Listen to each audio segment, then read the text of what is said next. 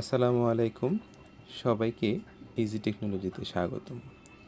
আসুন আজকে আমরা শিখব কীভাবে কাইনমাস্টারে আপনার ভিডিও রেজলিউশন ঠিক করবেন, যা আপনার ইউটিউবে ভিডিওটা অনেক সুন্দর দেখাবে। চলুন শুরু করা যাক।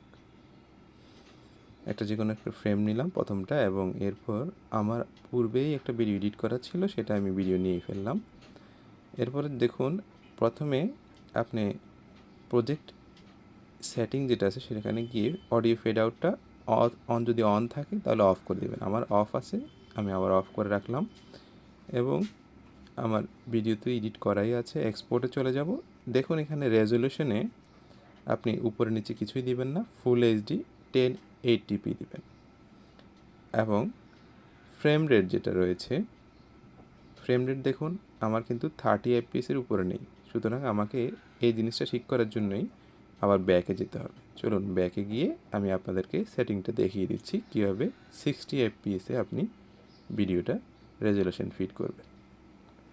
এখানে দেখুন নিচে একটা সেটিং আছে, শুরুতেই যে দ্বিতীয় নাম্বারে সেটিংয়ে চলে যাব এবং সবার নিচে চলে যাব।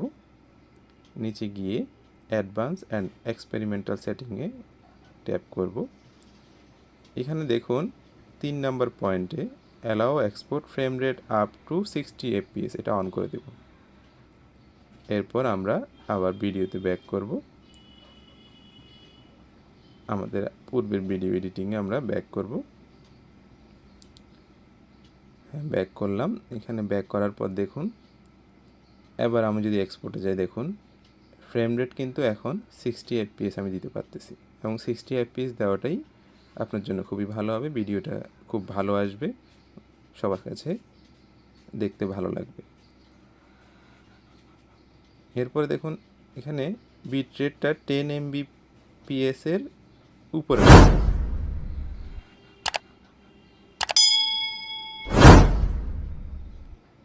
হ্যাঁ, আমাদের ভিডিও এডিটিং শেষ। এখন আমরা এক্সপোর্ট করে দেব।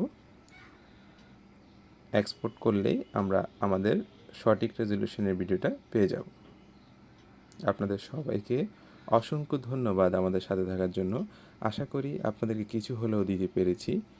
আমার সাথে থাকবেন সাবস্ক্রিপশন করে, তাহলে পরের ভিডিওগুলো আপনারা পেয়ে যাবেন। ধন্যবাদ। আল্লাহ হাফেজ।